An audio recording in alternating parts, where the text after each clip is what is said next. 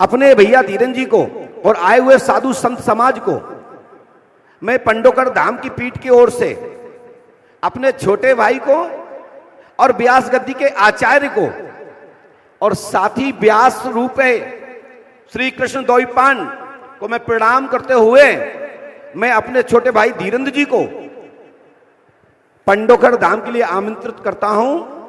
यदि आपके पास समय है तो हनुमान जी महाराज का दर्शन करें, और उसके बाद यदि समय नहीं है तो भविष्य में आवें, और यदि है तो साथ चलें। और जब भी हम मध्य प्रदेश में छतरपुर क्षेत्र में होंगे तो हम बागेश्वर बाबा का दर्शन करेंगे, हनुमान जी महाराज का करेंगे, बागराज बाबा का करेंगे। हमारे महाराज जी ने, भैया छोटे धीरेन्द्र जी ने गद्दी से जो बात कही है कि पंडोकर धाम अश्वत्थामा की तपस्या स्थली, हमने बताया दतिया को, क्योंकि गुरु द्रोण पुत्र थे तो पहले गुरु के पुत्र की चर्चा होना चाहिए, तो इसलिए दतिया धाम से मैंने चर्चा प्रारंभ की कि दतिया में अश्वत्थामा की तपस्या स्थली है, पंडोकर धाम में महाराज धर्मराज की तपस्या स्थली है। पांचों पांडवों ने अज्ञातवास के दौरान महाभारत के वन पर्व के हवाले से मैं बोल रहा हूं, जिसको देखना हो तो आजकल यूट्यूब का जमाना है, गूगल सर्च करो, 2 मिनट में बाल लो, क्योंकि आजकल तो ग्रंथ पढ़ने की आवश्यकता नहीं, आप तो बोलिए और फटाक से प्रकट। तो महाराज धर्मराज की तपस्या स्थली और राजा मरुत की तपस्या स्थली पंडोकर धाम है और उन्नाव बालाजी है, क्योंकि ये मत्स्य जनपद से लगा हुआ है, राजा विराट का प्रक्षेत्र। मत्स्य जनपद है, पंचनदा नदी, जिला जालौन, औरैया और चले जाओ शहडोल तक, बहुत लंबा राजा विराट का क्षेत्र था। पांडव लोग यहां आए, और अब हमारा भी फर्ज बनता है कि हम बागेश्वर बाबा से आपको परिचय करा दें, क्योंकि महाराज जी ने पांडवों से करा दिया और हम आपको बताते हैं, क्योंकि बागराज बाबा भगवान शंकर को कहते हैं। और बागेश्वर सरकार एक सुधरा हुआ शब्द, एक नया शब्द भक्तों के मुख पे सरल रहे, इसलिए बागेश्वर सरकार के नाम से बागराज बाबा प्रकट होकर के लोगों में बागेश्वर नाम से स्थापित हो गए। प्राचीन विग्रह है, प्राचीन पाषाण का जो शिवलिंग है, जो वहां बागराज बाबा विराजमान है, जो बागराज नाम से जो स्थान स्थापित है, जहां पर जिस बाग में हल्कू नाम के घोषी के द्वारा हनुमंत लाल जी की अस्थाई हनुमान जी की प्राण प्रतिष्ठा ना क्यों रखी थी, वही हनुमान जी की कृपा भैया धीरेन्द्र पर होते हुए, उनके सहयोग से, इनका सहारा लेते हुए, क्योंकि परमात्मा किसी का भी सहारा लेता है तब अपनी बात करवाता है और नया स्थान का रूपांतरण होता है, प्रकाशमान होता है। तो ऐसे ही भैया धीरेन्द्र के द्वारा पूरे दुनिया में बागेश्वर नाम से स्थापित वही हनुमान जी को प्राण प्रतिष्ठित कर दिया, और वही हनुमान जी आज हनुमान जी बागेश्वर सरकार हो गए। क्योंकि कहते हैं शंकर सुमन स्योम केसरी नंदन, क्योंकि शंकर ही तो हनुमान जी हैं और हनुमान जी तो ही शंकर हैं। ऐसा शास्त्र पुराण श्रुति स्मृति और विद्वान जन भी कहते हैं। इसलिए तीर्थों में दर्शन करिए, तीर्थों में जाते रहिए, और हमारा आपके लिए भी शुभकामना है सभी भक्तों को। जितने भी भक्त जहां जहां से आए हैं, दर्शन करते रहना, संतों का दर्शन करते रहना,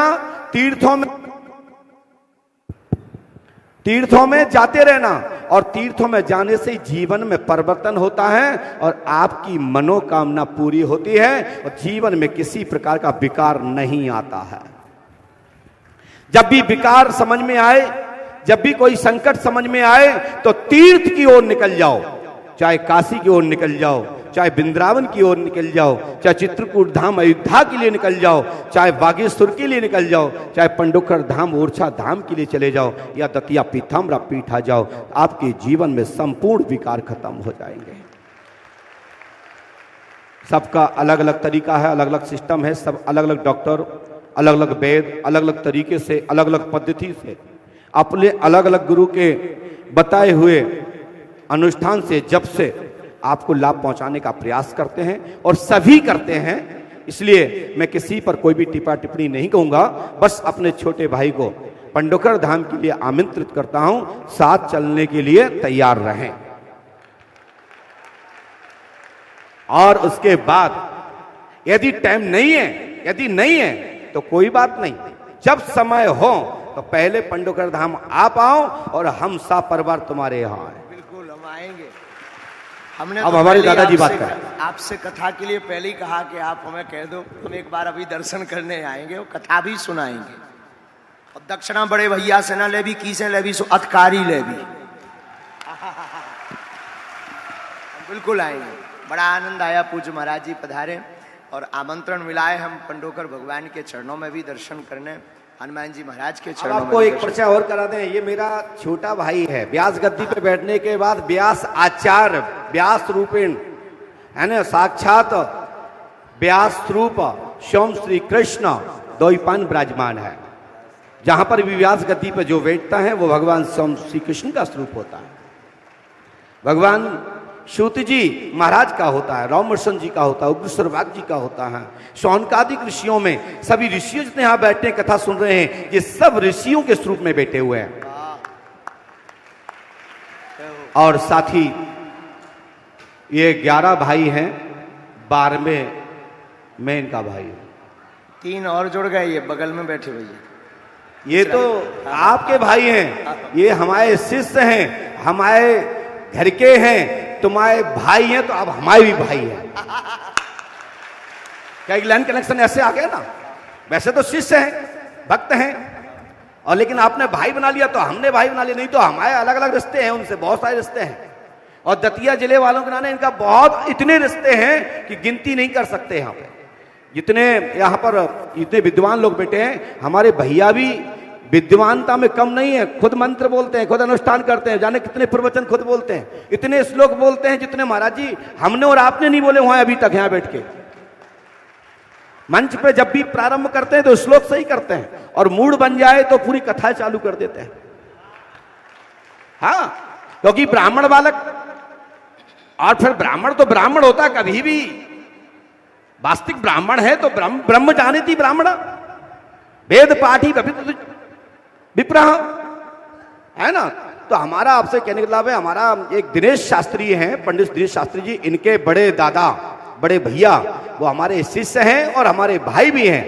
तो जब भी हम छतरपुर होंगे तो अपने भाई के यहाँ भी जाएंगे, शिष्य के यहाँ भी जाएंगे, और महाराज जी के आश्रम में विश्राम भी करेंगे और साधना भी करेंगे, बाबा का दर्शन करेंगे। और ये हमने मंच से आश्वासन दे दिया है और वचन भी दे दिया है। बस वचन दे दिया तो दे दिया, भाई बना लिया तो बना लिया, आशीर्वाद है। छोटे भाइयों आनंद करो, फूलो फूलो, दूध करूला करो, आशीर्वाद है।